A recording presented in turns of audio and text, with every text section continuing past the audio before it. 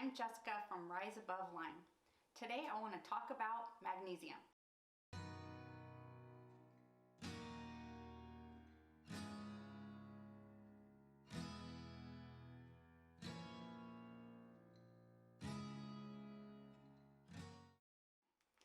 Magnesium has many benefits in Lyme disease treatment.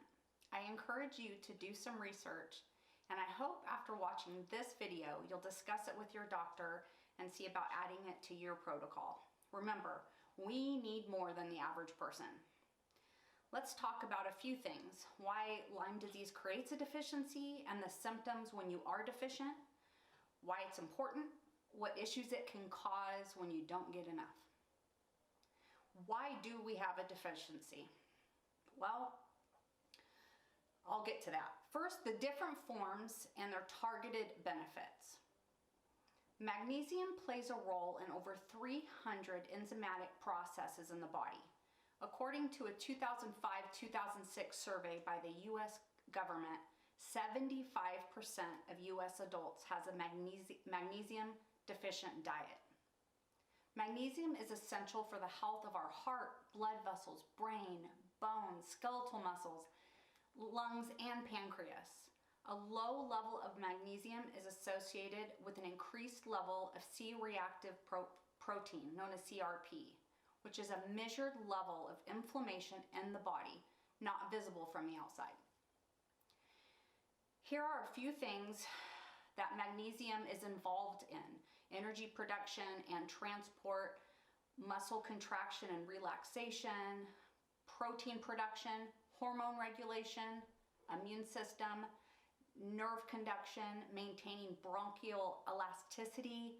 It maintains and repairs all body cells. So magnesium is easily depleted when the body is under stress and in chronic illness. Levels of stress has a direct connection to magnesium.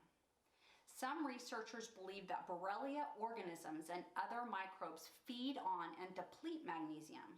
Many doctors believe that magnesium supplementation is therefore crucial during Lyme disease treatment for supporting the recovery process. So what can a deficiency in magnesium cause? Here are some things to remember as possible causes. If you have many of these, I ask you to investigate adding magnesium, as it is considered by some to be one of the most important yet deficient minerals among North Americans and Europeans. I want to add how important it is for the heart muscle. There is also quite a bit of research on vitamin D levels being directly affected by magnesium deficiency. First off, anxiety and depression, sleep problems, low blood pressure and irregular heart rhythms, muscle cramps, muscle tightness and restless leg syndrome, sleep disorders, irritability, confusion, inability to concentrate, stomach issues like nausea and vomiting, foul body odor, excessive perspiration, urinary frequency, and constipation. Magnesium is absolutely necessary to help maintain normal muscle and nerve function, keep your heart rhythm steady, support a healthy immune system and bronchial system, and keep your bones strong. So if you go to a vitamin store or shop online, you will notice there are a ton of different forms of magnesium. Super confusing. They are not all created equal, and one form won't necessarily help with what you need. Then what is the best magnesium supplement for the most health benefits is what a lot of people ask. And I think it's pretty tricky, but for that reason, I usually take 3 or even 4 different forms myself. Magnesium is often referred to as a chill pill or nature's Valium. Magnesium malate, this is magnesium bonded to malic acid. Malic acid is naturally occurring in many foods, especially fruits. This form of magnesium is thought to be the best suited for improving energy-related disorders, as well as preliminary research shows that it may be effective in treating symptoms of fibromyalgia and chronic fatigue. This is one of the better absorbed forms of magnesium, which increases both serum and muscle levels of magnesium. So malate, I see as a really good one for muscle pain and energy issues. Then there's magnesium glycinate.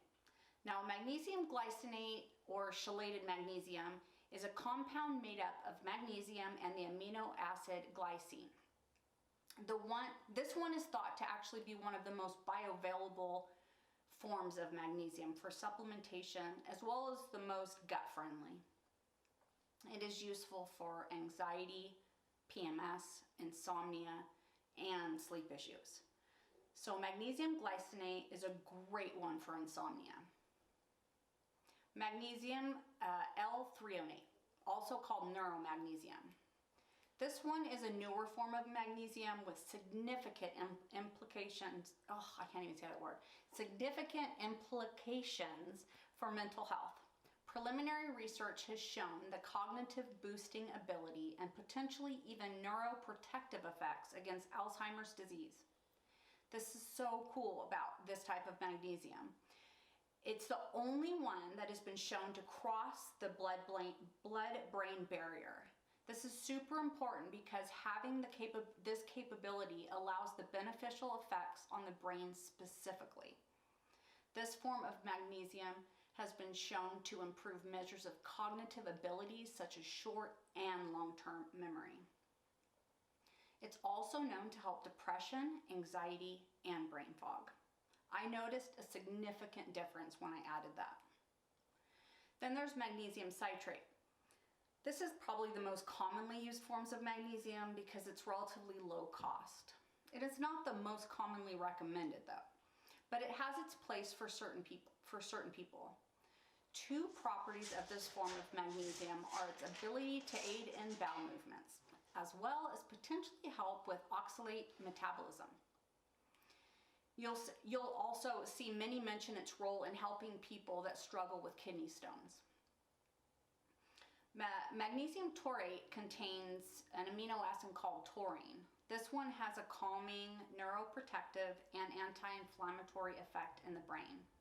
Taurine appears to help the magnesium enter the brain.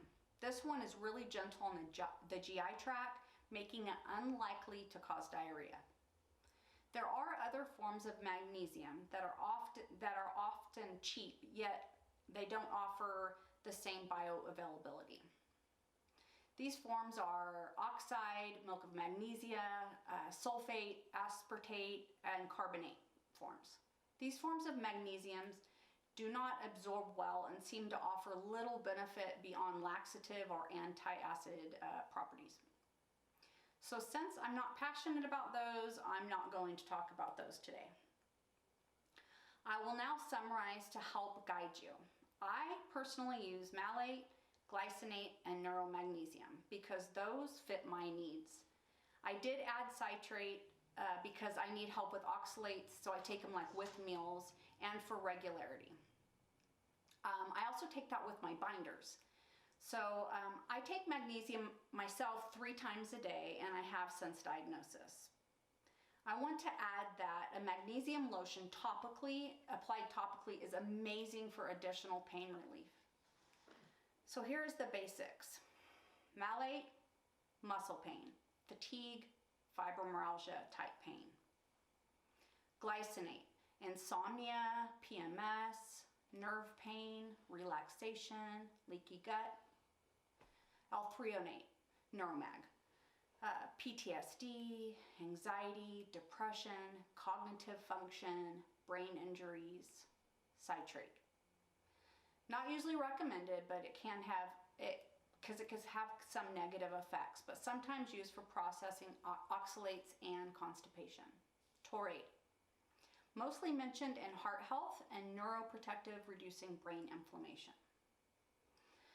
I hope after watching this video you dig deeper and use magnesium because I believe in it.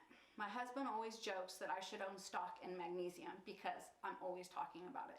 It's a subject I feel is super important to help so many issues. Thanks for listening.